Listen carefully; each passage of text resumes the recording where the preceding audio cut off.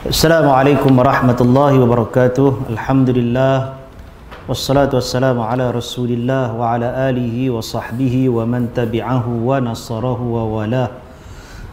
Amma ba'd. Tuan-tuan yang dirahmati Allah Subhanahu wa taala, alhamdulillah tinggi-tinggi kesyukuran kita panjatkan ke hadarat Allah Jalla wa ala dengan perkenan dan kurnia Allah. Malam ini di ambang Ramadan kita dapat berjumpa lagi untuk menyambung kitab kita daripada tajuk Fiqh Akhlak karangan Syekh Mustafa Al-Adawi hafizahullah. Tuan-tuan yang dirahmati Allah, dalam kuliah yang lalu kita dah selesaikan tajuk kita yang ke berapa kita ni? Yang ketiga membela diri. Malam ni kita masuk ke surat 72 pada tajuk tidak ada kata salah bagi orang yang berbuat baik.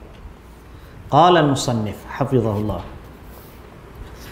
jangan mencela atau meremehkan orang yang berbuat baik kepadamu dengan sesuatu yang remeh. Maksudnya jangan pandang lekeh, jangan pandang rendah orang yang berbuat dengan kita, walaupun benda yang dia buat tu kecil je, sikit je. Alah ini pun ya, walaupun Allah tu yang ni saja tu tetap kena ambil kira. Pasal apa?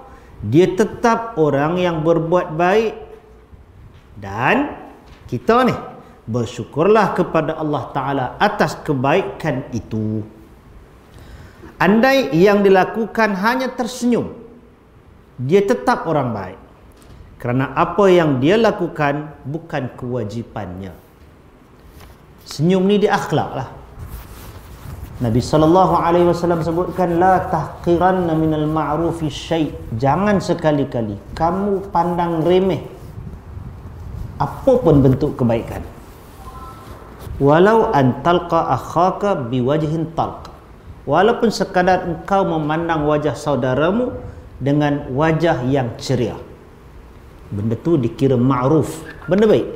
Jadi kalau orang pandang kita dengan pandangan yang baik, kita kena appreciate, kita kena hargai, kita kena terima. Itulah suatu kebaikan. Mudah-mudahan itu pahala untuk dia dan juga pahala untuk kita. Baik, itu satu part. Yang berikutnya, pengarang kitab kita tujukan kepada orang yang beriman. Orang-orang beriman yang miskin tidak perlu bersedih kerana tidak boleh berbuat baik, yakni melakukan derma.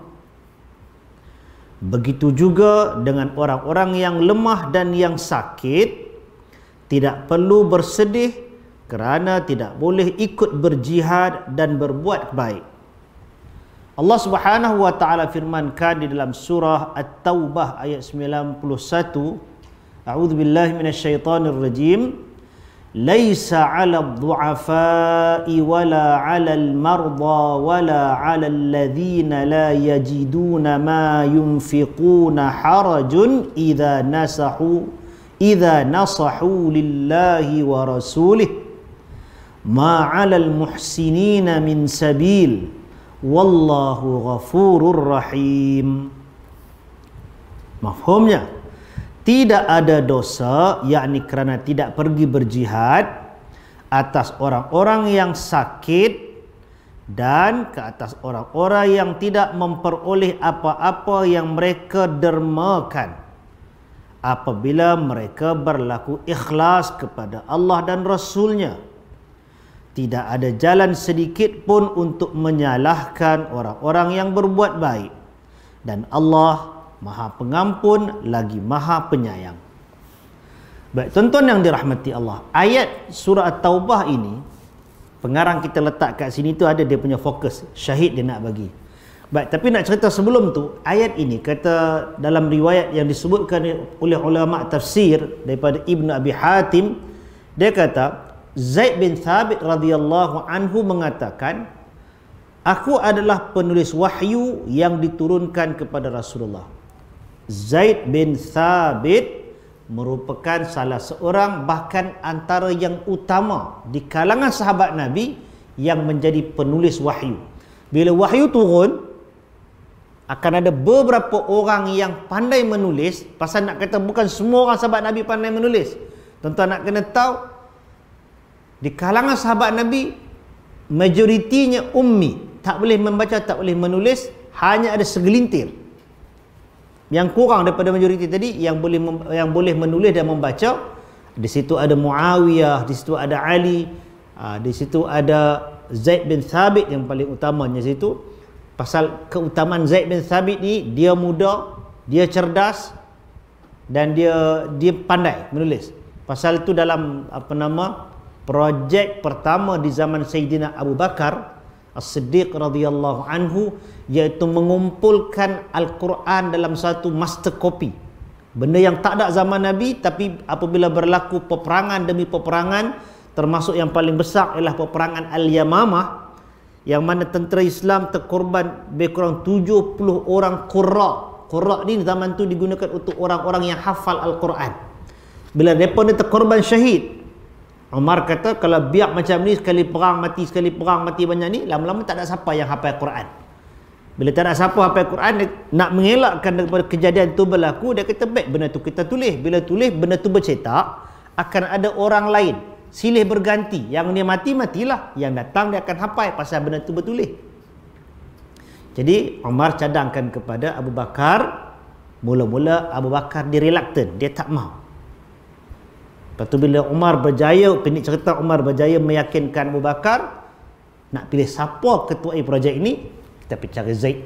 Zaid ada, panggil Zaid, tak Zaid buat. Zaid pun mula-mula dia reluctant, dia tak mau. Pasal benda tu tak ada zaman Nabi. Tapi bila diyakinkan oleh Umar, kemudian diyakinkan pula oleh Abu Bakar, dua-dua pembesar sahabat yakinkan dia, akhirnya dia terima.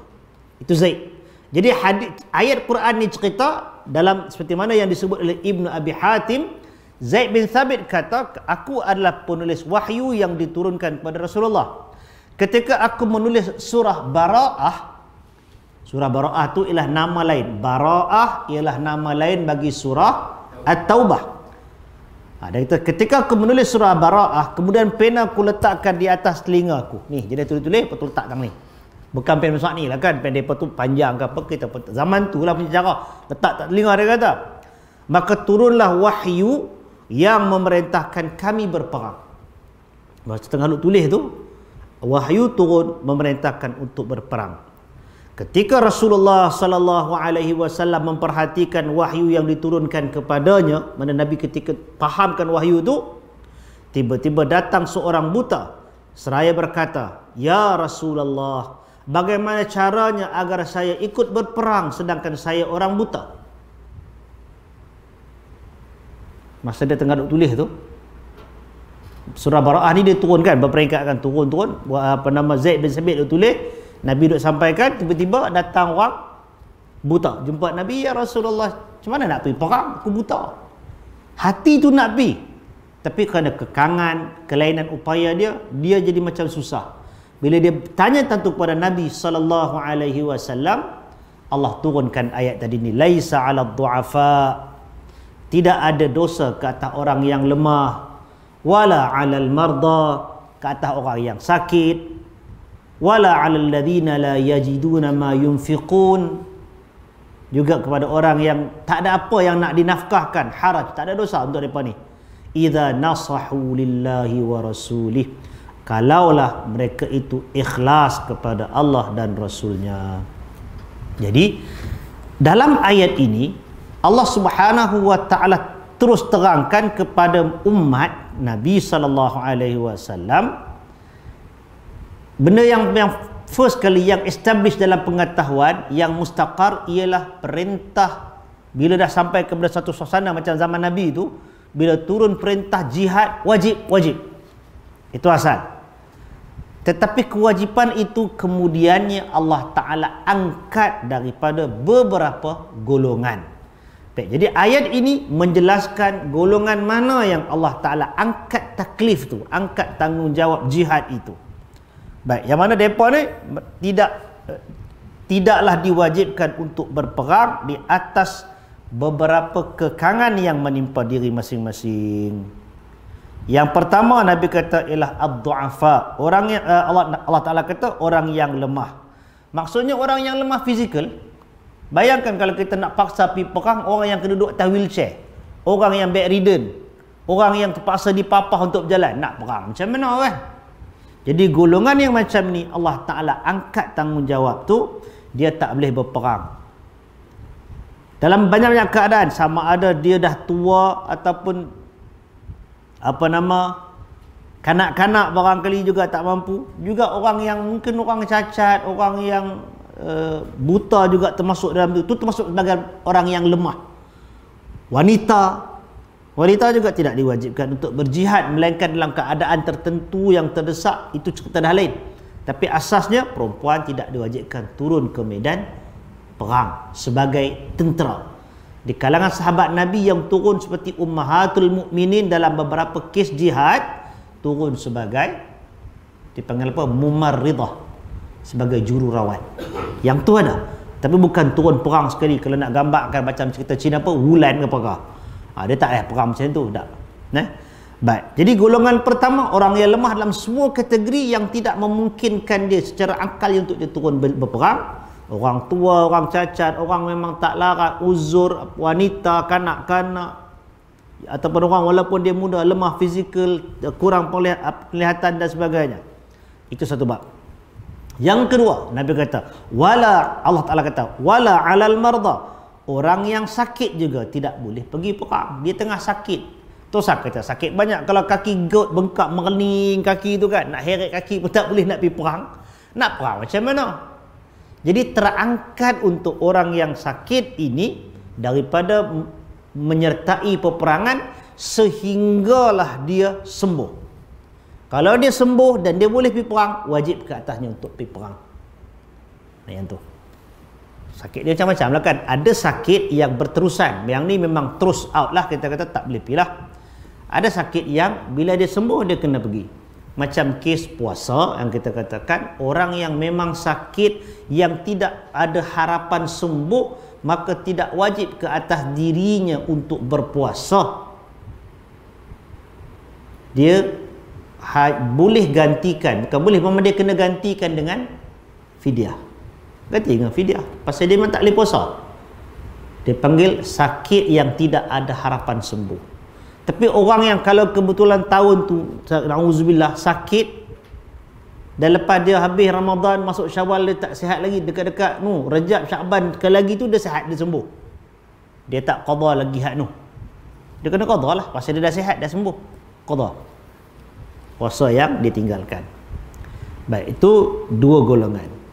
Yang ketiga yang Allah Ta'ala sebut dalam ayat ini, dia bukan membabitkan penglibatan fizikal, tetapi di dalam jihad, benda ini adalah salah satu daripada tonggaknya, iaitu harta benda. Bila nak pergi perang, mesti nak kena ada duit. Mesti nak kena ada sesuatu, kita kata apa? Kena ada pengorbanan harta. Pasal tu kalau kita baca sejarah para sahabat, sejarah Nabi, ada Uthman bin Affan akan sedekahkan, dermakan 40 ekor unta dia. Umar sedekahkan habis separuh daripada harta dia. Abu Bakar serahkan apa saja yang dia boleh bagi, tinggal hak dia aja. Yang mana untuk diri dia dengan Allah. Kalau ditanya, Allah dan Rasul. Abdurrahman bin Auf dan sebagainya akan bagi. Sampai kepada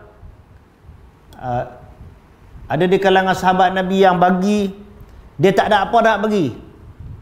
Lembu tak, kambing tak ada, binatang ternakan, unta tak ada, harta benda tak ada, perisai tak ada, besi tak ada, pedang tak ada, kuda tak ada apa. Dia ada setangkai kurma tu pun tak apa bagi. Sampaikan ada yang datang jumpa Nabi bergenang air mata ni, tak tahu apa benda nak bagi. Yang menunjukkan di kalangan ulama kata hadis, ittaqun nara walau bisyiqqi tamrah, takutlah kamu kepada neraka walaupun dengan sebelah biji tamar. Maknanya kalau tinggal ada sebelah biji tamar, bukan kata sebiji, sebelah tu pun kalau itu boleh dinafkahkan, bagi. Kalau kita takut api neraka, pasal dengan sedekah itu dia padam api neraka. Macam tu. Dan nak cerita dalam suasana yang infak ni, bagi harta untuk jihad ini, orang-orang munafik, dia nak halang orang pergi berjihad, dia gagal. Nak halang orang berderma, dia gagal. Jadi dia buat macam mana? Ada geng yang akan perhati, Bila orang bagi harta, dia tengok lah. Bila ada orang yang nak bagi sikit, dia akan bisik. Dia akan tanya, banyak ni je bagi? Banyak dia? Tak salah bagi malu ke orang. Dia hasutan, munafik di zaman itu sampai ke tahap orang nak bagi tak boleh, dia cuba halak. Bila orang dah bagi pun dia akan condemn. Yang nak bagi sikit tu dia halak, dia dengan ayatnya, kalau bagi sikit-sikit tak saudara bagilah. Lebih kurang macam tu. Sedangkan orang nak bagi ni ikhlas. Ayat Quran menceritakan di kalangan orang yang miskin, yang tak ada apa-apa tapi sangat-sangat teringin, dia nak bagi juga sesuatu di jalan Allah Ta'ala. Nak pergi perang tak boleh sebahagian tu. Bila antara syarat nak pergi perang, dia kena pergi, dia kena turun ada benda sendiri, bukan masalah pinggang macam tu. Siapa nak pergi bagi pedang kat dia, siapa nak pergi bagi tombak, semua tu memerlukan kepada duit. Itu yang kalau tuan-tuan baca sirah, baca kisah perang Badar, Nabi panggil yang ada, siapa yang ada je dengan Nabi, dan siapa yang ada kuda, jom. Sehingga kan ada sahabat kata, ya Rasulullah, aku kuda dah tapi nu tinggal balik sana. Tinggal, mana yang ada ya pi? Pasal on the spot. Maknanya nak berjihad dia kena ada sesuatu. Benda tu boleh digunakan segera. Benda tu boleh dimanfaatkan segera. Kalau orang tu tak ada benda, jadi itu yang menyebabkan di kalangan fuqara ni dia rasa macam kecewa, dia rasa macam mana ni orang lain semua berlumba-lumba. Dia ada beberapa sebab. Yang pertamanya ialah keinginan untuk menyertai Nabi sallallahu alaihi wasallam. Bersama dengan Nabi fis-sarra'i wad-dharra, ketika senang dan susah. Itu jiwa para sahabat. Satu. Yang keduanya untuk li'i'la'i kalimatillahi hiyal ulya, untuk mengangkat kalimat Allah Ta'ala yang tinggi, nak menangkan Islam. Itu keinginan sahabat. Yang ketiga yang dirindui ialah untuk kalau pergi berjihad tak menang, mati itu syahid. Apalagi kemuliaan dalam kehidupan ni, melainkan kalau dapat mati itu syahid, mati dalam perjuangan Islam, mati mempertahankan Islam. Jadi ini motivasi dia. Yang keempat, bagi sebagian golongan dia nak perang secara fizikal dia tak boleh, dia nak bagi ada effort dia, ada sesuatu yang dia gunakan untuk dapat, kita katakan dapat pahala jihad tadi ni. Nak dia tak pergi perang, belum untuk dia syahid di situ tak ada. Nak bersama dengan Nabi dalam perang dia tak pergi, kan? Untuk dia sama-sama mengangkat dengan pedang dan tombak, dia tak boleh buat. Jadi dia perlukan harta. Dengan dia bagi ni, orang tu pergi berjihad, guna kuda yang dia bagi, guna perisai yang dia bagi, dengan duit yang dia bagi, dia orang sempat untuk tempar besi, buat macam-macam tu untuk pergi berjihad. Itu semua saham akhirat belakang. Tapi benda ini bila orang tu dia tak ada apa-apa, dia akan jadi macam, wah habis rugi lah. Semua peluang tu tak ada, dia kata, dapat kat orang lain belakang.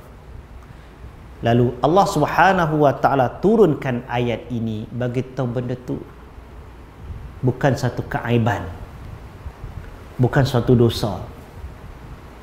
Pasal Allah Taala agihkan rezeki manusia ni masing-masing. Masing-masing dapat bahagian masing-masing. Ada orang mampu untuk menyumbang kepada agama dengan harta benda.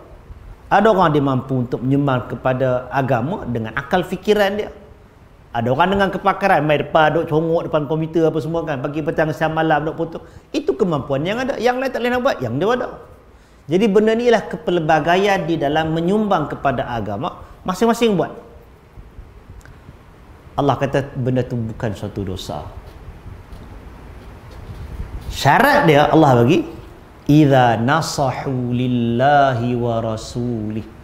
Allah Ta'ala gunakan perkataan nasaha. Nasaha ni maknanya tapis, saring. Tapi maksud ayat dalam ayat ni, dia menapis, menyaring perasaannya, pengabdiannya itu ialah lillahi ta'ala. Maknanya keinginan dia untuk bersama-sama berjihad itu kerana Allah Ta'ala. Dan dia tak mampu nak begitu juga atas kekangan yang dia tak boleh nak buat dah. Memang Allah tentukan begitu. Bukan dia culas, bukan saja dia malas, bukan dia cari alasan. Macam yang berlaku kepada sahabat Nabi dan yang didenda oleh Allah Ta'ala kan, pasal tak ikut berperang. Ada 3 orang tu.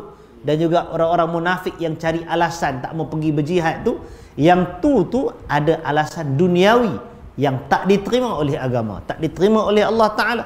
Tapi untuk golongan ni, benda alasan itu alasan yang dia terpaksa hadapi. Jadi keinginan itu ikhlas, dan keterbatasan itu juga ialah di atas keadaan yang Allah Ta'ala tentukan untuk dia.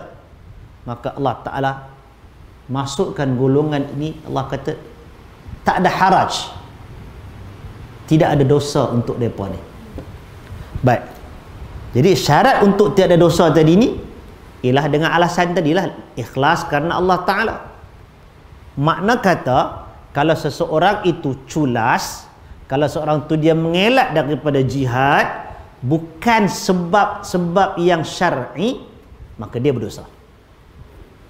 Kalau dia saja-saja cari alasan untuk turun berjihad dalam keadaan dia sihat, kenapa dia tidak menafkahkan ketika saat yang genting ni benda tu perlu, maka dia tak bagi duit dia, maka itu dia berdosa. Kan? Itu pentingnya ikhlas kerana Allah Ta'ala. Dia membezakan antara satu keadaan dengan satu keadaan. Dia membezakan antara satu golongan manusia dengan golongan yang lain. Dan kepentingan orang yang ikhlas ini, sama ada dia kaya, sederhana ataupun orang miskin, dia mendapat perhatian, keistimewaan daripada Allah Subhanahu wa Ta'ala. Sampaikan Allah Ta'ala tak bagi Nabi berpaling daripada golongan ini. Kalau kita baca dalam surah Kahfi, Allah Ta'ala sebut apa? Wasbir nafsaka ma'al ladhina yad'una rabbahum bil ghadati wal 'ashiyyi yuriduna wajhah. Wasbir nafsaka, Allah Ta'ala katakan Nabi, sabarkan jiwamu, tetaplah diri kamu, maknanya tetaplah, sabarlah, meraihkan bersama, duduk bersama dengan golongan apa?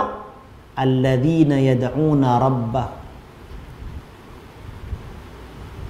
rabbahum, ni orang-orang yang berdoa kepada Tuhan mereka, yakni yang beribadat kepada Tuhan mereka, bil ghadati wal 'ashi, pada waktu pagi dan petang, yuriduna wajhah, semata-mata mengharapkan Allah Ta'ala. Maknanya orang yang ikhlas. Jadi orang yang ibadat mungkin ramai, tak kira dia kaya ataupun miskin, tapi dalam kalangan yang ramai itu, yang ibadatnya itu lillahi ta'ala, mengharapkan semata-mata dengan keikhlasan semata-mata kepada Allah. Golongan ini kalau dia kaya-kaya lah, kalau dia orang miskin pun Nabi tak bagi, Allah Ta'ala tak bagi Nabi tinggalkan golongan ini. Ra'i mereka, layan mereka, entertain mereka, kongsikan, bagikan ilmu, sampaikan nasihat kepada mereka. Itu golongan yang ikhlas. Jadi dalam ayat yang Allah Ta'ala bagi kat kita tadi ni, surah Taubah ni, 3 golongan terangkat daripada tanggungjawab idza nasahu lillah, jika mereka itu ikhlas kerana Allah Ta'ala. Baik, dan bukan sekadar itu, Nabi SAW sebutkan dalam hadis riwayat Al-Bukhari tentang orang yang dia ini kebiasaannya turun berjihad. Dia memang sentiasa keinginannya untuk berjihad, tapi pada hari berlakunya jihad itu dia tak boleh ikut serta sebab dia sakit, atau sebab-sebab yang dinyatakan tadi. Dia tak boleh pergi dengan sebab yang syar'i, yang diterima oleh syarak, tapi jiwanya bersama. Nabi kata apa untuk orang ni? Orang ini jiwanya bersama dengan kelompok yang berjihad, pergi dan balik ni, dia dapat pahala sama macam orang yang pergi. Nak pergi tak mampu, dia sakit, nak pergi tak mampu, dia mungkin apa namanya, ialah ada apa nama kita katakan macam lemah, dia orang yang lemah, dia cacat dan sebagainya, tapi jiwanya bersama, dia nak pergi tu. Maka orang yang macam ini, Nabi kata pahala dia sama macam orang yang pergi berjihad, tak kurang sikit pun. Itu nilai. Baik, jadi tuan-tuan yang dirahmati Allah Subhanahu wa Ta'ala, jadi ini tentang golongan ni. Dalam ayat ni Allah Ta'ala kata, ni sambung lagi, iaitu tidak ada jalan sedikit pun ma'alal muhsinina min sabil. Tidak ada jalan sedikit pun untuk menyalahkan orang-orang yang berbuat baik. Ini syahid, ini fokus dalam tajuk kita ni.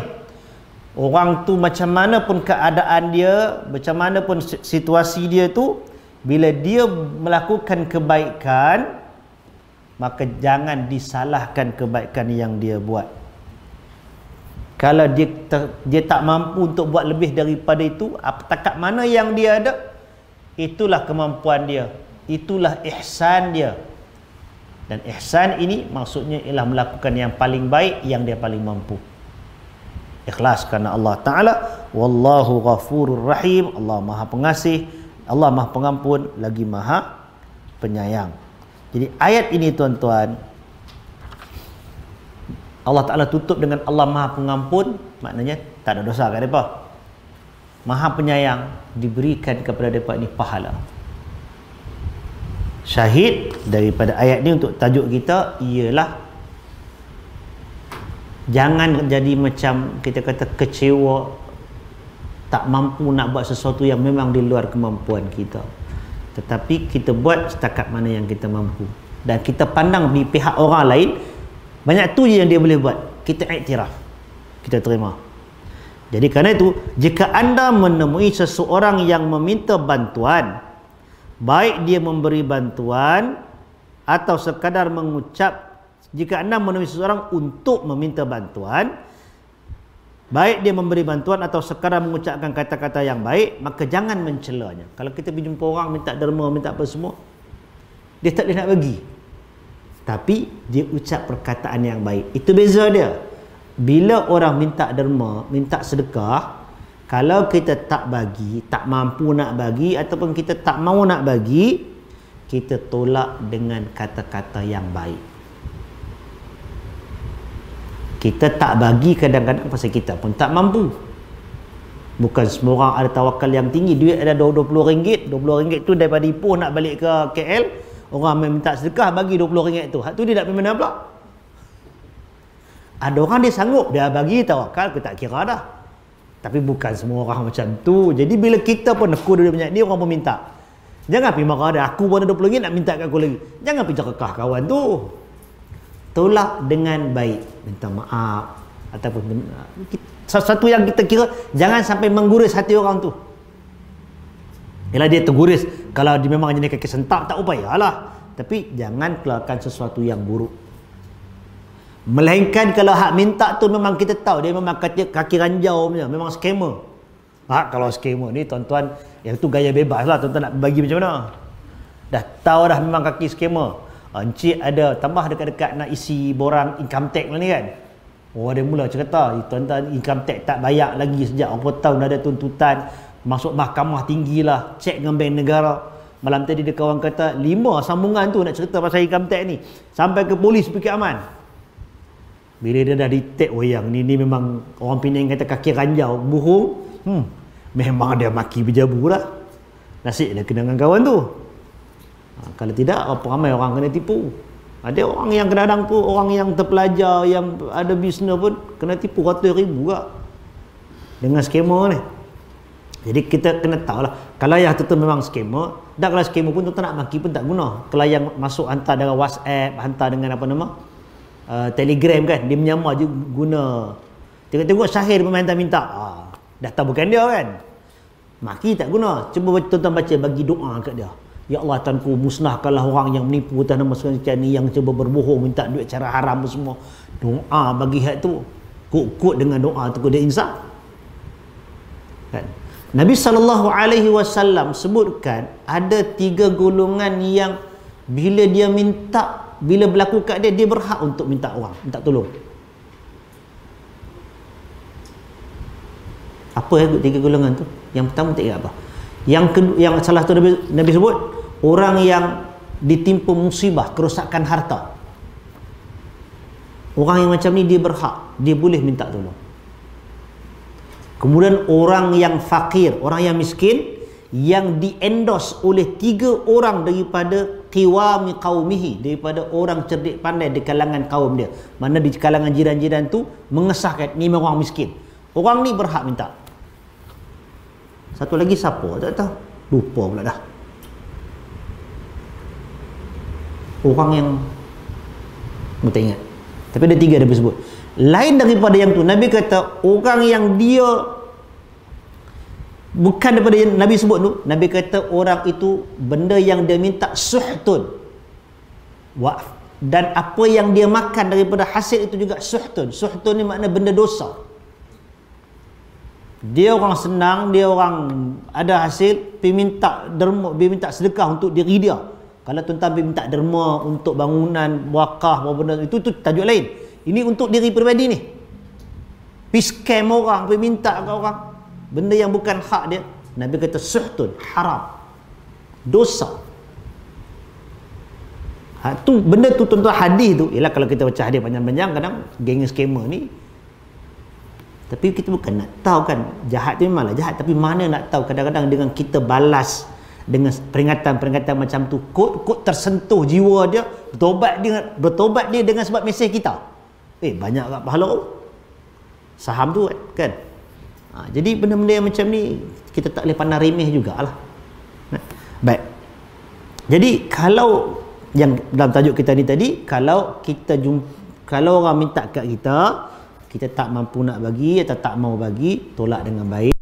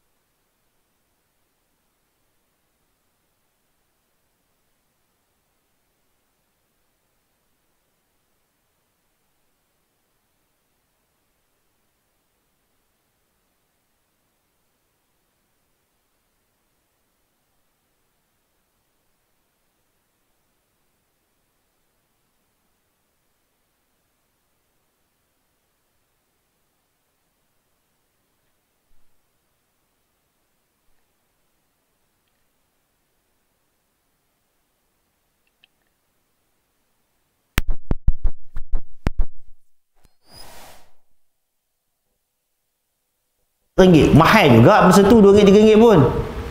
Jadi orang terpinga-pinga lah, dia ni bagi kan, bagi dia dah masuk dalam beg, dah masuk poket. Bila orang tak bagi duit, dia maki. Memang dia maki. Jadi terpinga-pinga, dia pahal ni. Rupanya memang modus operandi dia macam tu. Bagi surah Yasin, lepas tu maksa orang bagi duit. Kalau tidak, dia maki. Dia orang pulang balik, nasib lah kan, ada yang kena maki. Itulah sesembah teluk Insin. Tak tahu lah orang tu rasa lama dah tak ada wood kan. Di tempat-tempat lain banyak lagi style kan. Baik, jadi pengarang kitab ni kata, fahamilah. Bila orang tak nak bagi, kita faham situasi, kita kena memahami apa setakat mana yang orang tu boleh buat. Celalah dirimu sebelum anda mencela orang lain. Kadang-kadang kita salah approach, kadang-kadang orang tak faham. Kadang-kadang benda yang kita minta tu pada dia bukan priority, dia ada benda lain yang dia nak kena bagi. Kita rasa hak kita tu penting dah, tapi bagi dia mungkin ada benda lain yang lebih penting, kan? Ataupun kita rasa dia patut bagi kat kita, kita ada banyak benda, projek kebajikan lah, anak yatim lah, apa semua. Kita kata dia tu barangkali yang kita minta ada lagi banyak daripada kita, tanggungan yang macam kita ni, mana kita nak tahu, kan? Jadi itulah antara pesanan daripada pengarang kitab kita. Seterusnya, katakan cinta itu, maknanya sebut, bagi tahu, nyatakan cinta itu. Qala al-musannif, mengatakan cinta kepada orang lain sangat besar pengaruhnya. Ini merupakan perkara yang akan mempertebal rasa cinta dan kasih sayang. Rasulullah sallallahu alaihi wasallam bersabda tentang hal ini. Dari Miqdam ibn Ma'di Yakrib radhiyallahu anhu, Rasulullah sallallahu alaihi wasallam bersabda, "Idza ahabba ahadukum akhahu falyu'limhu dzalik." Jika seorang di antara kamu mencintai saudaranya, maka beritahukanlah hal itu. Hadis riwayat Ibn Sunni dalam A'malul Yaum wa Lailah. Ini antara adabnya, dan ada yang Nabi SAW sendiri sebutkan. Itu ada perkataan uhibbuka fillah, aku sayangkan kamu kerana Allah. Benda tu sesuatu yang disunatkan untuk kita sebut, kan? Dan bila disebutkan macam tu, orang kata kita macam tu kan, kita jawab balik, ahabbakallah fima ahbabtani fihi. Semoga Allah menyayangi kamu atas sebab kamu sayangkan aku kerananya. Faham? Bila kata aku sayangkan kau kerana Allah, kita akan kata semoga Allah menyayangi kamu atas sebab kau sayangkan aku kerananya, kerana Allah. Saling berdoa lah. Itu adab orang beriman. Itu pesannya. Yang seterusnya, tolonglah orang lain. Menolong adalah perbuatan yang efektif dalam menumbuhkan rasa cinta dan kasih sayang. Oleh kerana itu, Allah menganjurkannya dalam kitabnya. Selama pertolongan itu berdampak positif, tidak membahayakan orang lain, dan tidak melanggar hak orang lain. Jadi pengarang kitab kita ni dia ikat terma ni bagi kemas, jangan kita sembrono terbuka macam tu. Menolong, kalau kita bagi pertolongan ke orang, dia akan tumbuhkan satu perasaan penghargaan, dia akan tumbuhkan rasa kasih sayang. Itu satu bab. Jadi kerana itu Allah memang anjurkan kita, agama memang suruh dalam kitab, dalam Al-Quran, untuk kita menolong orang. Cuma mana pertolongan itu dia ada syarat dia. Asasnya ialah Allah Ta'ala perintahkan, wa ta'awanu 'alal birri wat taqwa wa la ta'awanu 'alal itsmi wal 'udwan. Bertolong-tolonglah kamu, bukan satu pihak, maknanya saling bertolongan, alal birri wat taqwa, atas perkara kebaikan dan ketakwaan. Apa-apa saja perkara yang membawa kepada kebaikan, apa-apa saja perkara yang membina dan mewujudkan takwa kepada Allah, itu digesa untuk kita saling bantu-membantu. Dan Kadang-kadang bila kita nak tolong orang, antara rasa tolong ni, takut kita hilang pertimbangan ataupun kita terlupa asas. Allah Ta'ala pesan kat kita, wala ta'awanu, dan jangan tolong-menolong pula. Nanti orang kata, lah pasal apa buat lah, aku tolong dia je. Memanglah tolong kawan, saya tak ada lain, saya tolong dia, saya tolong kawan je ni. Masalahnya kita tolong kawan tu apa dia? Alal birri wat taqwa, kebaikan dan ketakwaan, ataupun selain daripada itu. Jadi Allah Ta'ala pesankan lagi wala ta'awanu, jangan bertolong-tolong alal ithmi, dalam perkara dosa, wal udwan, dan permusuhan. Jadi kalau kita tolong kawan kita tu yang membawa kepada dosa, yang tu tak dibagi, yang tu tak dibenarkan. Itu yang diikat tadi ni. Selama mana pertolongan itu membawa kepada kebaikan, kepada perkara yang positif, maka itu digalakkan. Tapi kalau yang kita tolong itu akan menyebabkan mudarat kepada orang lain, bila mudarat kepada orang lain, Nabi SAW sebutkan la darara wa la dirar. Jangan cari mudarat dan jangan menyebabkan mudarat berlaku. Maknanya tak boleh membahayakan. Bila kita menyebabkan, mencetuskan bahaya, dia akan jatuh dosa. Bila jatuh dosa, Quran kata tadi, jangan tolong-menolong dalam perkara dosa. Ataupun yang melanggar hak orang lain. Kita tolong dia, tapi kita ambil hak orang. Tolong itu menyebabkan ada hak orang yang dirampas. Maka yang itu boleh mencetuskan permusuhan. Yang tu boleh mencetuskan melampaui batas, yang tu boleh mencetuskan penyelewengan, yang tu boleh mencetuskan penindasan. Itu udwan, itu permusuhan. Yang tu Allah tak bagi. Baik. Jadi pertolongan asalnya sesuatu yang digalakkan, sesuatu yang dituntut dapat pahala, tetapi ia menjadi haram jika datang dari penguasa dalam rangka menghindar dari jerat hukum. Ini contoh benda yang kita nak kena perhalusi. Kalau bertolong-tolongan asalnya tadi kita kata diarahkan, tapi kalau yang bagi pertolongan tu ialah orang pihak berkuasa, dia tolong satu orang dengan dalam rangka, dalam satu tindakan yang boleh menghindarkan daripada jeratan hukum. Maksudnya kita tolong orang tu, dia buat salah tapi dia terhindar daripada undang-undang. Hak tu tak boleh tolong. Kalau dia memang bersalah, dia bersalah lah. Dia tak boleh main kotim kot tepi, bagi sekian kan ke apakah, kita tolong, kita bypass je benda ni, tak payah dah. Dia tak kena hukum. Itu termasuk dalam penyelewengan dalam amanah. Jadi benda-benda macam ini, pihak-pihak yang terlibat, dia kena perhati. Dia kata saya tolong saja. Tolong tu yang macam mana? Kalau tolong itu menyebabkan terselewengnya sesuatu amanah, maka itu bukan benda yang dibenarkan oleh agama. Atau pertolongan itu menyebabkan penyingkiran akan hak orang lain. Kita tolong yang ni, kita bagi yang ni, ada orang lain yang tak dapat. Kadang-kadang kita tolong orang yang tidak kita istilahkan tak capable, tak ada satu kemampuan untuk buat satu perkara, tapi oleh kerana atas sebab-sebab duniawi kita bagi kat dia orang yang berhak dapat, orang yang memang berkemampuan, orang yang boleh menyelesaikan kerja. Ni kita dalam bab tender projek apa semua kan, kita bagi kat kawan ni lah, pasal dia macam sekian-sekian ada kepentingannya, kita bagi kat dia. Dengan dia pun ada kes, ada projek-projek lain yang disenarai hitamkan ke apakah, kita bagi kat dia, kita tinggalkan orang ni atau pihak lain, padahal kawan ini dengan segala kemampuan yang dia ada, dia boleh buat dengan lebih baik lagi. Itu menzalimi hak dia, kemudian menzalimi projek itu sendiri. Kalau kita buat bangunan, tiba-tiba dapat ke orang yang memang tidak berkemampuan, dia boleh menjadi ancaman pula kepada bangunan itu sendiri.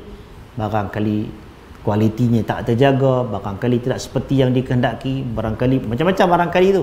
Jadi ada pihak yang teraniaya di situ kan, jenis buat setengah-setengah projek tu menyebabkan bangunan tak kukuh, buat aliran sungai itu jadi macam mana ke, buat bagi mesin ke apa ke, benda tu rosak jadi projek Gajah Putih saja. Banyak tuan-tuan kalau nak ungkit benda-benda yang bila kata buat projek gah ni last sekali benda tak manfaat pun. Jadi kes-kes macam ini sebenarnya yang you help me I help you tu perlu diperhalusi betul-betul. Jangan sampai dia menyebabkan hak orang lain terabai.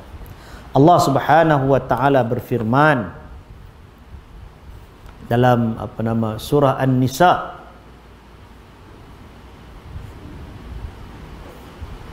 ayat 85. Firman Allah Subhanahu wa taala,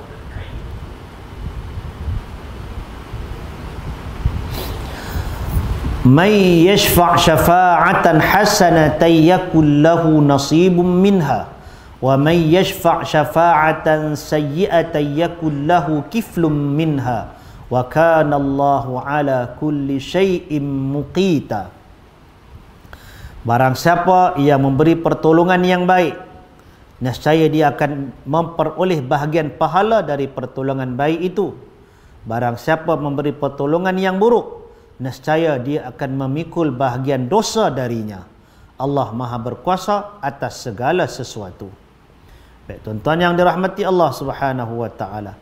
Jadi ayat ini dia selari dengan yang Nabi SAW sebutkan, man sanna sunnatan hasanah, siapa yang menunjuk, yang mendorongkan kepada satu sunnah yang baik, falahu ajruha wa ajru man amila biha lam yanqus minha syai'. Lam yanqus minhu syai'. Barang siapa yang mendorongkan, yang menunjukkan kepada satu sunnah yang baik, maka baginya pahala, dan pahala orang yang melakukannya tak kurang sedikit pun. Tak kurang sedikit pun. Wa man sanna sunnatan sayyi'atan, siapa yang menunjukkan kepada sunnah yang tidak baik, maka fa'alaihi wizruha wa wizru man amila biha lam yanqus minhu syai'. Maka ke atasnya dosa pasal apa? Dosa pasal tunjuk benda buruk. Dan dosa orang yang melakukannya, mana orang tu dia buat dosa tu, buat keburukan tu pasal kita tunjuk, dia dapat dosa, kita pun dapat dosa sama, lam yanqus minhu syai', tak kurang sikit pun daripada tu. Dia bukan bahagi dua, sama-sama dapat. Yang Nabi SAW katakan, man dalla ala dhalalah, siapa yang menunjukkan kepada kesesatan, fa'alaihi wizruha, fa'alaihi wizruha, dia akan dapat dosa atas diri dia, dan dosa orang yang melakukannya tak kurang walau sedikit pun. Itu tentang menunjukkan, itu tentang mendorong. Dalam ayat ni kata, siapa yang bagi pertolongan, dia tolong buat benda baik, dia dapat bahagian, ada panggu dia, pahala. Kalau dia bagi pertolongan yang buruk, dia pun akan dapat panggu juga daripada dosa yang dilakukan. Dan Allah Maha mengetahui atas segala sesuatu. Maknanya kita tak boleh nak kona sana kona sini. Allah Maha mengetahui. Kalau kita kata tak, saya tak buat, tak, bukan saya, tak dah, kita boleh nafilah, tapi Allah Maha mengetahui. Itu je benarnya. Baik. Dari Abi Musa Al-Ash'ari radhiyallahu anhu, Rasulullah sallallahu alaihi wasallam, jadi katakan Rasulullah sallallahu alaihi wasallam, jika didatangi oleh orang yang meminta bantuan, baginda menghadap kepada orang-orang yang duduk bersamanya dan berkata, berilah bantuan, maka kalian akan diganjari. Semoga Allah mengganjarnya melalui lisan nabinya dengan apa yang dia kehendaki. Hadis riwayat Al-Bukhari dan Muslim. Ada orang datang jumpa Nabi minta bantuan. Ada ketikanya Nabi tak ada apa-apa. Kan? Macam ada orang datang jumpa Nabi dan minta makan, Nabi tak ada makanan. Nabi akan tanya, siapa yang ada? Mari tolong. Itu pun satu dorongan, pertolongan kepada yang baik. Jadi ada orang yang tolong, dapatlah, dia dapat pahala, dan Nabi dapat. Itu cara Nabi tunjuk kat kita. Bila orang datang jumpa kita minta bantuan dan kita tak boleh nak bagi bantuan tu, dan kita tahu dia perlu, kita nak bagi, kita tak mampu, jadi apa yang kita buat? kita channelkan dia, dorongkan dia, kita tunjukkan dia kepada orang yang mungkin boleh bantu, atau kita tolong carikan untuk dia, ni siapa yang boleh tolong bantu ni. Macam kalau tuan-tuan buat poster bantuan untuk apa, anak yatim, tahfiz, sekolah, surau, masjid, persatuan ke apa-apa untuk kebaikan, kita katakan kita sendiri nak bagi tak boleh. Bila orang main poster kat kita masuk WhatsApp group, nak bagi aku tak mampu, apa kita boleh buat? Ya, kita tolong sebarkan, share poster tu merata-rata grup. Dalam ramai-ramai tu mungkin ada orang menyampah. Apalah dia ni, memang ada orang menyampah. Tapi ketahuilah, dalam ramai-ramai tu akan ada yang kata, ada orang ni dia nak bagi duit tau. Mana aku nak bagi tau, nak cari orang miskin bukan kerja dah pergi turun, pergi buka ambil konten masuk YouTube, cari orang susah nak bagi. Bukan ada orang, bukan ramai manusia nak buat macam tu. Dia memang mengharapkan orang bagi, dia bagi. Jadi bila ada poster-poster yang macam itu, kadang-kadang dia transfer duit, bayar duit ni, bayar duit ni kan. Oh, hari tu ada orang minta derma yang ni kan, dia pun ambil tengok ada sikit-sikit lebihan duit dia bagi. RM2 pun duit juga kan, orang akan masuk. Jadi benda-benda macam tu tuan-tuan, kita jangan pandang remeh. Bila kita mendorongkan, orang lain tolong buat, kita mungkin tak mampu, orang lain mampu. Bila kita membantu yang itu, dia dapat pahala. Allah Ta'ala yang kata kat kita, ada bahagian untuk orang yang membantu, yang bertolong-tolongan dalam perkara yang macam tu. Ini ada ayat yang Allah Ta'ala bagi kat kita. Baik, demikian dengan hadis ni tadi. Jadi hadis ini mengandungi ajaran memberi pertolongan. Walaupun pertolongan itu tidak diterima, orang yang menolong tetap mendapat pahala. Nabi SAW pernah menawarkan bantuan kepada seorang wanita bekas jariah, bekas hamba sahaya. Namun bantuan itu ditolaknya, dan Nabi tidak menyesali perbuatan wanita itu. Dari Ibnu Abbas radhiyallahu anhuma katanya, suami Barirah ni siapa? Barirah ni ialah jariah, hamba kepada Aisyah radhiyallahu anha, radhiyallahu anhuma. Barirah ni, itu Barirah perempuan, ini suami dia. Suami Barirah adalah seorang budak. Bukan budak ni bahasa Indonesia maksudnya hamba lah, hamba sahaya, yang bernama Mughith. Aku melihatnya keliling sambil menangis di belakangnya, menangis di belakang Barirah, dan air matanya mengalir sampai membasahi janggutnya. Mana cerita panjang janggut tu bukanlah budak. Budak ni istilah bahasa mereka. Bahasa Melayu maksudnya slave lah, slave, hamba sahaya. Bahasa Nabi tak bagi panggil hamba. Nabi suruh panggil ghulam. Ghulam tu terjemahan jadi budak. Ghulam tu maknanya istilah untuk hamba. Rasulullah sallallahu alaihi wasallam berkata kepada Al-Abbas, "Wahai Abbas, apakah engkau tidak mengagumi cinta Mughith kepada Barirah dan tidak rasa suka Barirah terhadap Mughith?" Maknanya Nabi tak ada feeling ke tengok benda tu? Kan bila tengok benda tu, alah macam tuan-tuan duk tengok TikTok, duk tengok apa kan, tengok sweet je depa geng-geng couple-couple tu kan. Takkan tak ada tersentuh jiwa kan? Macam itulah. Kalau kira orang kita ni lagi tersentuh, tu pelakon Thailand yang mati tu pun berduyun-duyun sampai ke Thailand kan. Maknanya memang feel sungguh dah tu, menghayati. Penin. Pada buat orang punya kecenderungan macam-macam kan. Tapi yang kes ini Nabi tanya kat Barirah, adakah engkau tidak mengagumi cinta Mughith kepada Barirah dan tidak rasa suka Barirah terhadap Mughith? Lalu Nabi SAW berkata kepada Barirah, alangkah baiknya jika engkau rujuk kepadanya. Ceritanya gaduh dah tu kan.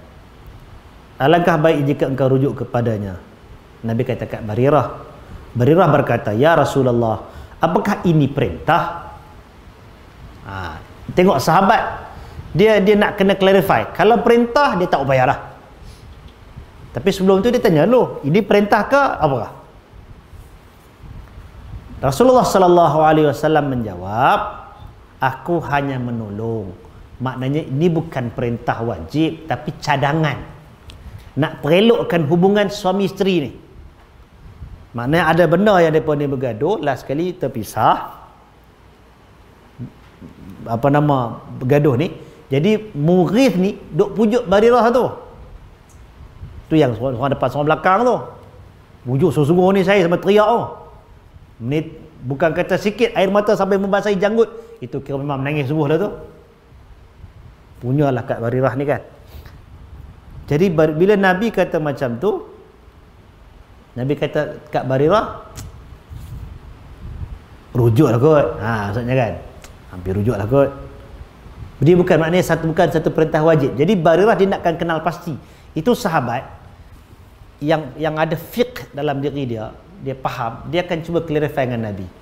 Banyak juga kes yang lain. Kalau kita tengok cadangan-cadangan Nabi dalam jihad, dalam perang, bila Nabi cadangkan satu benda, sahabat akan tanya Nabi, ya Rasulullah, ini wahyu ke ataupun just cadangan?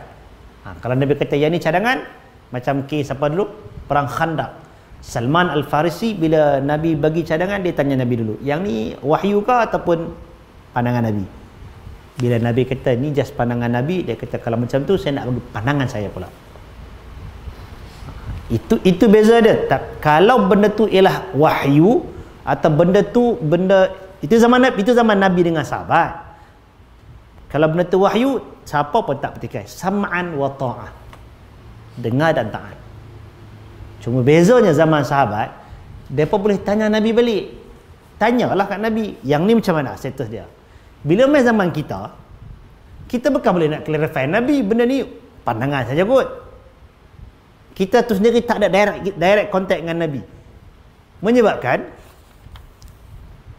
tanggungjawab untuk sam'an wa ta'ah itu lebih besar kat kita.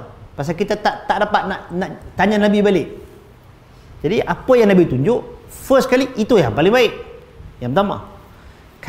Kalaupun kita nak mungkin nak mentakwil, kita katakan yang ni apa dia, kita kena tengok balik nas itu dengan kerangka dia.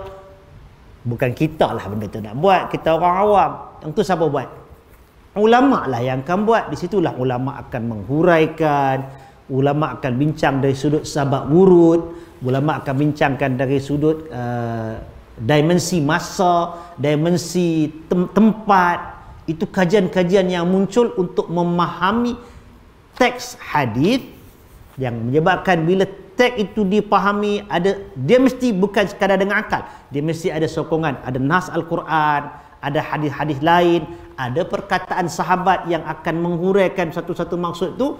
Barulah ulama akan keluarkan, oh yang ini benda ni terikat dengan masa, yang ini terikat dengan tempat. Maka benda tu tak mengikat kita dari sudut syarak untuk jadi wajib. Di situ pembahagian, di situ yang ulama bahagikan sunnah tasyri'iyah, sunnah yang bukan tasyri' jibiliyah kan. Ada yang Nabi sebut tetapi praktikal di zaman berikutnya bukan yang macam itu. Benda tu dia bukan berlaku sewenang-wenangnya. Dia tak boleh berlaku sewenang-wenangnya pasal asalnya kena ikut hak Nabi tu. Tapi bila kita ulama kemudian mengkaji, ada indikator, ada kita panggil qara'in, tanda-tanda perkataan itu terikat dengan satu-satu benda. Maka bila mai kata keadaan kita ni benda dah tak sama dengan kita, maka kita tidak dipertanggungjawabkan untuk itu. Dan benda yang macam ni bukan boleh tukang penglipu lara, tukang cerita-cerita merepek untuk pihabak benda ni. Benda ni kena main mengaji. Dia kena ada ilmunya. Ada ilmu sabab urut hadis, ada ilmu al-bu'dul makani waz zamani, ada ilmu tentang ulama-ulama memikirkan benda ni. Dan benda tu boleh baca dalam syarah hadis, dalam kitab-kitab fiqh. Dan fuqaha dia sebenarnya, pasal tu kita akan lihat bila ada hadis, kemudian fuqaha akan ada berbeza pandangan. Hadis yang tu juga. Pasal apa jadi beza? Pasal masing-masing menghuraikan dengan aspek sudut pandang yang berbeza. Dan kita meraihkan benda yang macam tu. As long as perbezaan itu valid, kita menghormati semua. Nak pilihlah salah satu ke, ataupun dalam keadaan-keadaan tertentu mungkin kita akan memilih sesuatu yang kita kata macam tak kuat kot, tapi kita sendiri tersempit. Ada ni pakai pilih dulu. Ini ilmu dia panggil. Baik. Jadi untuk cerita Barirah ni tadi, dia tanya Nabi, kalau perintah dia kena ikutlah. Kalau Nabi kata tak, hanya nak tolong, tengok Barirah kata, kalau begitu rasanya tak perlu. Maknanya dia kata tak payahlah. Tak payah nak tolong perelokkan. Dia tolak tawaran Nabi untuk memperelokkan. Jadi adakah Nabi murka kepada Barirah? Tak.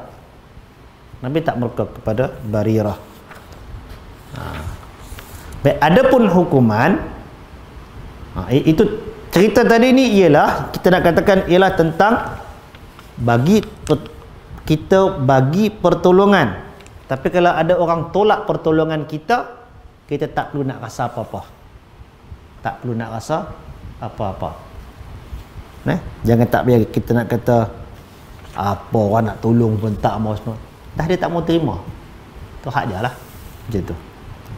Baik. Adapun hukuman, jika telah diajukan kepada seorang hakim, maka hakim tidak boleh mengampuni.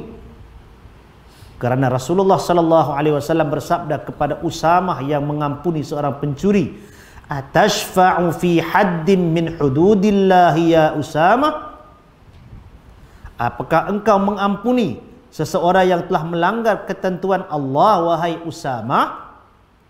Usamah ni ialah anak kepada Zaid bin Harithah. Zaid bin Harithah ini pernah Nabi namakan dia Zaid bin Muhammad. Sayangnya Nabi kat dia, anak angkat ni Nabi buh nama bin kat Nabi. Sampai Allah Ta'ala tegur Nabi, tak boleh. Kena buh balik nama pak dia asal. Jadi kira Usamah ni standard cucu lah, cucu angkat. Pak Usamah tu anak angkat Nabi. Dan bukan satu kes dia je Usamah kena tegur dengan Nabi. Dia budak muda. Jadi dalam kes tu Usamah telah pun ampunkan seorang pencuri. Nabi marah kat dia. Atashfa'u fi haddin min hududillah. Jadi kalau benda tu kita nak jatuh hukuman, dah sabit kesalahan, kita tak boleh nak melepah macam itu sahaja. Rasulullah sallallahu alaihi wasallam bersabda, "Man halat syafa'atuhu duna haddin min hududillah faqad dhaddallaha." Barang siapa pertolongannya menyebabkan jatuhnya hukuman dari Allah, maka dia telah melawan Allah.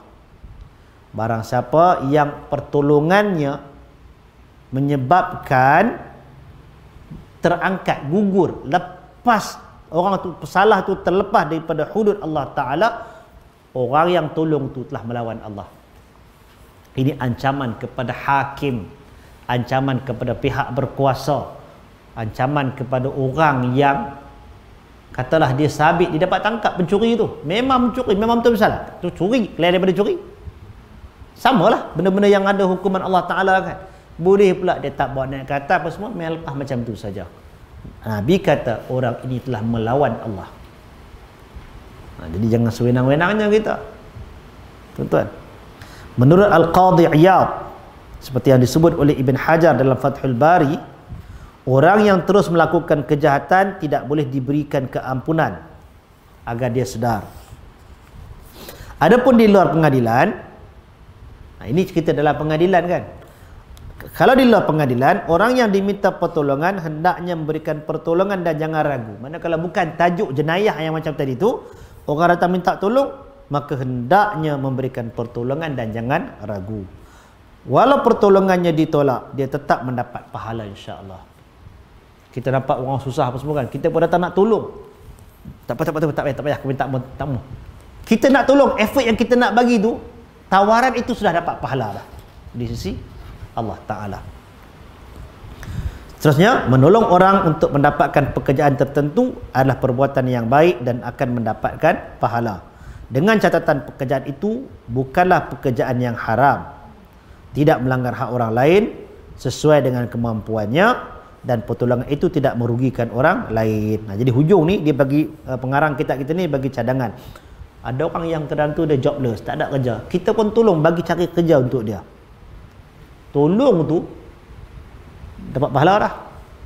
Sebarkan iklan temu duga. Ada orang memang perlukan kerja, tak pendapatan semua, kita pun sebarkan, dapat pahala dah tu insya-Allah. Dengan bantuan itu tu orang tu boleh dapat kerja, boleh sara keluarga, lepas diri dia daripada hutang, boleh mengangkat orang kata harga diri dia, banyak besar pahala tu. Dengan syarat tidak melanggar hak orang lain. Tolong tu tolong sampai orang lain patut dapat, kita potong tangkona orang kata. Salih bagi kabel bagus punya, patut orang lain dapat, yang ni orang yang tak ada apa-apa kebolehan pun angkat tu letak tang tu. Yang tu tak boleh lah. Kalau benda tu temuduga terbuka, kita pergi tolong, consider bagilah kat dia. Yang tu tak apa, kan? Tapi kalau sampai menyebabkan terabai, tanggungjawab tu diserahkan kepada orang yang tidak berkemampuan, ataupun kita merampas hak orang lain. Dia kadang-kadang ni tuan-tuan, setengah orang tu dia dah dapat surat tawaran dah, naik pangkat sekian-sekian, tinggal nak tukar nama dekat pintu lah, baru siap kemas-kemas nak pergi masuk, tiba-tiba dapat surat yang kedua, pelantikan dibatalkan. Ada orang potong, hantar kabel main ke atas, oh lantik orang ni pula. Banyak kes yang macam tu. Pasal tu kalau kita orang selagi tak duduk atas kursi dan pejabat tu, jangan apa-apa, jangan siapa-siapa perasan lah pelantikan tu. Macam tu lah, kan. Jadi benda ni boleh berlaku. Ada kes-kes yang tertentu dah kemas beg nak kosong pejabat, nak pindah naik pangkat, tiba-tiba dapat pagi dapat lantikan, petang dapat batal balik. Macam mana? Jadi kalau yang membatalkan tu atas dalam bentuk ada kabel yang pergi tolong orang sekian-sekian, langgar rampas hak orang ni, itu bukanlah pertolongan yang dibenarkan oleh agama. Yang tu benda yang dilarang. Baik. Dan satu lagi yang disebutkan di sini ialah sesuai dengan kemampuan. Nah, baik. Wallahu taala a'lam. Habis kita untuk tajuk malam ni. Mudah-mudahan kita diberkati dan dirahmati oleh Allah Subhanahu wa taala. Silakan kalau ada apa-apa.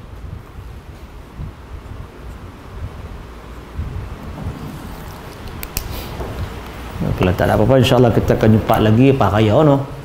Puasa tak ada apa kan? Aqulu qawli hadza wa astaghfirullahal azim li wa lakum. Assalamualaikum warahmatullahi wabarakatuh. Assalamualaikum.